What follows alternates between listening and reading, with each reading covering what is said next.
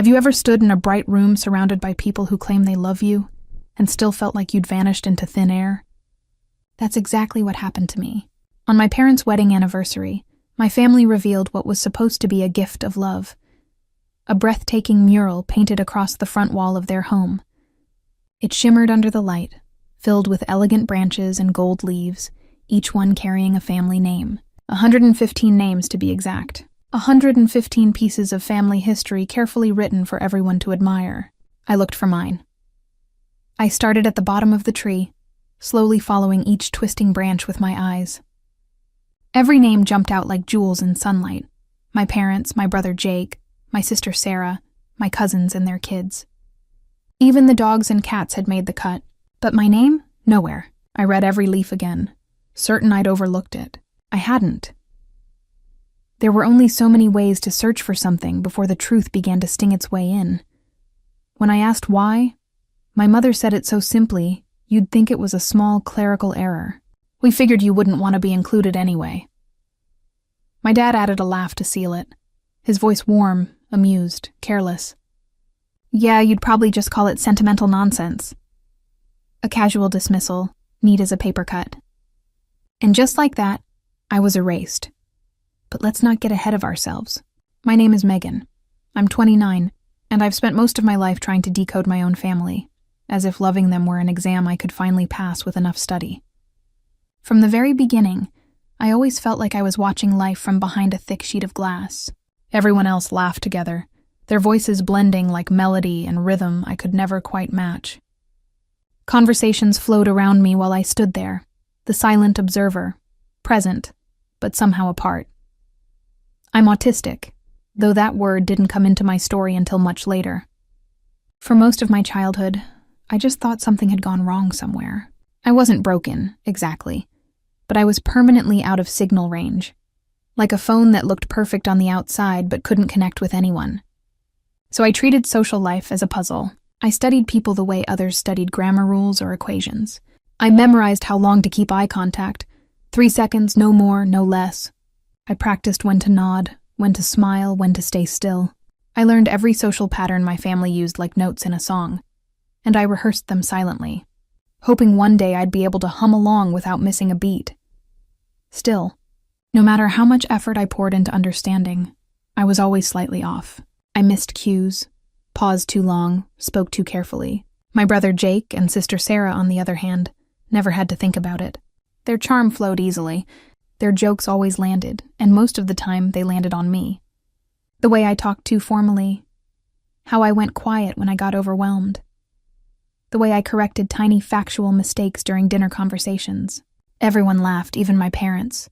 Mom would shake her head fondly and say, "Oh, that's just Megan being Megan," while Dad chuckled, adding something about my robot voice. I learned to smile along. If I laughed too, maybe I'd sound human enough to belong. So I worked to be useful instead. Useful people get kept around, right? When bills were late or the property taxes came due, I helped quietly. When cousins needed money for emergencies, I sent it over before they asked. I contributed extra for every group gift, every family fund. No one noticed, but that was fine. I told myself love was a form of service. If I couldn't be the one who filled the room with clever jokes, I could still be the one who made sure everyone else had what they needed. In my mind, that counted as belonging. Then came their 30th anniversary celebration. The same house I grew up in, the one that had always smelled like polished wood and faint disappointment, was glowing with life that night. Every room overflowed with laughter, warmth, and the unmistakable hum of people who knew they were wanted. I arrived in a new dress, having practiced small talk in the car mirror, ready to slip into my usual background role. Quiet, polite, unproblematic. Inside, relatives crowded every corner, balancing glasses of wine and plates of food, their voices echoing off the walls. It was noisy, but in that joyful way that only families create. I could feel my pulse racing as I tried to choose the right place to stand, the right moment to smile. Then, my sister Sarah grabbed Mom's hand, her voice bright with excitement. "Okay, everyone, it's time for the big reveal." A hush fell as people squeezed into the hallway. Someone pulled away a large white sheet, and the whole crowd gasped. The mural glowed under the lights, A monstrous tree stretching floor to ceiling, gold branches curling like rivers, shining leaves bearing names in perfect calligraphy. People pointed, delighted, finding themselves among the leaves. Grandma Betty, Baby Connor, even Max the golden retriever. It was a map of belonging, a map that had no room for me. At first I felt confusion, then disbelief, and finally a deep churning shame that burned under my skin. The kind that makes you want to disappear entirely because someone has beaten you to it. I slipped away to the bathroom, locked the door, and pressed my hands against the cool tile until my pulse calmed enough to breathe. Family trees don't erase people by accident. Someone chose to leave me out. Multiple someones, actually. Someone noticed my name, thought about including it, and decided not to. That's not forgetting. That's rewriting reality. When I stepped back out, my face carefully neutral, I asked as evenly as possible, "Don't you think someone might be missing from the mural?" My mother barely looked up. "We figured you wouldn't want to be on it anyway," she said again. Dad's small laugh fell like punctuation at the end of a sentence that had already been written. I didn't argue. I simply nodded, picked up my coat and walked out through that noisy, glowing house. Not one head turned. No one followed. No one seemed to notice that the invisible daughter had left. That night, I didn't rage or cry or post anything online. Instead, I opened the quiet folder on my laptop where I kept years' worth of records, the bank statements and transfers that told a different story of family love. Every shared account I'd used to bail them out, every emergency deposit, every contribution, I canceled each one. I closed every link. When the next group chat popped up asking for gift money or donations, I didn't respond. For a while, no one noticed. Then the messages started. Jake's voice note sounded warm, almost rehearsed. "Hey sis, we missed you at brunch. You know we love you, right? Oh, and could you send your share for Mom's birthday gift?" I didn't reply. For once, silence worked in my favor. Then something unexpected happened. A conference on neurodiversity contacted me about giving a keynote speech. They'd read an essay I'd written about masking, about autistic women burning out from trying to appear normal all the time. I almost deleted the email. Public speaking terrifies me. My throat closes up. My tongue gets twisted. My voice shakes, but maybe that was exactly the point. So I stood on that stage, bright lights hot on my face, looking out at over 1,000 people, and I told them a story about a woman who spent her whole life quietly contributing to a family that painted her out of their history. Imagine, I said, my voice getting stronger with each word, being so thoroughly erased that when your family creates a permanent monument to their love, there's no space for you. Not because you weren't there, but because they decided you didn't belong. I talked about the mural with 115 names. I talked about the automatic assumption that I wouldn't want to be included. It talked about the years of financial support that somehow never earned me basic recognition. The audience was dead silent. Then someone started clapping. Then another person.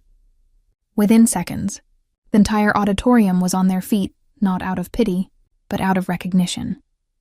These were people who understood what it felt like to be systemically ignored, to have their contributions minimized, to be treated as optional by the people who should value them most. I never mentioned my family by name, but the speech was recorded and posted online. Within 48 hours, it had millions of views. Comments poured in from people sharing their own stories of family exclusion.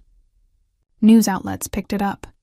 Suddenly, the mural speech was everywhere. That's when people started connecting the dots. Sarah had built her personal brand around inclusivity and acceptance. She ran workshops on family harmony and had a popular Instagram account about creating loving homes. When people realized that the woman advocating for inclusion had literally excluded her own sister from a family mural, the backlash was swift and brutal.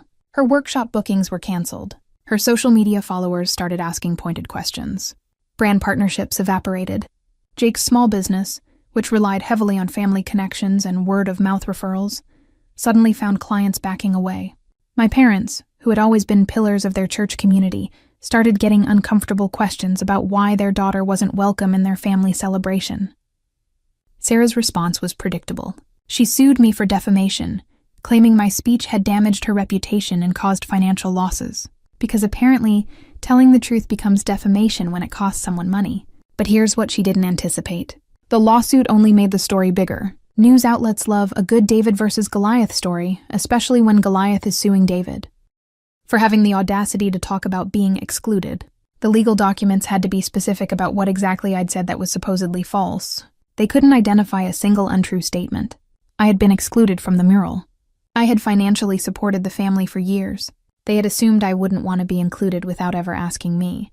The lawsuit was quietly dropped 6 months later, but by then the damage was done. My speech had spawned a whole movement of people sharing their stories of family exclusion. Mural moment became shorthand for those times when families reveal exactly how little they value certain members. As for me, I kept that image in my mind. Not the blank space where my name should have been, but the moment when 1,000 people rose to their feet because they finally heard someone name what they'd experienced too. I had been erased quietly, but I reclaimed myself loudly without ever raising my voice. Sometimes, the cruelest exclusions happen in plain sight, disguised as family traditions or harmless oversights.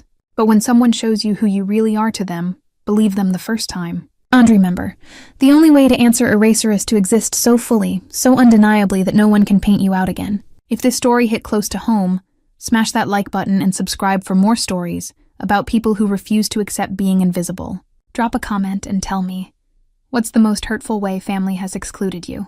And remember, your worth isn't determined by whether others choose to see it. Sometimes the most powerful thing you can do is simply refuse to disappear. Until next time, keep making yourself heard.